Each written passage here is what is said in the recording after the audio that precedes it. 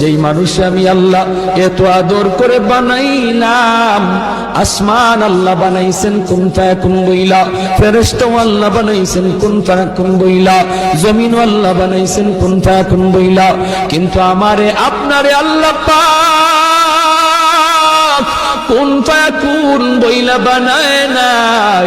আমাকে আপনাকে যখন আল্লাহ বানাইছে, খালাকতু বিয়াদাইয়া, আল্লাহ বলে আমি আমার নিজের হাত দিয়া বান্দা বান্দিরে বানাইছি।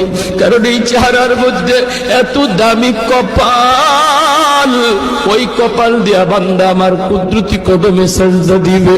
এই কপালটার এত দাম, এই কপাল কুন ফায়াকুন বললে হয় না, এই কপাল ফেরেশতাদের হাতে বানাইলেও হয় না, আমি আল্লাহ নিজের হাতে বানাইছি।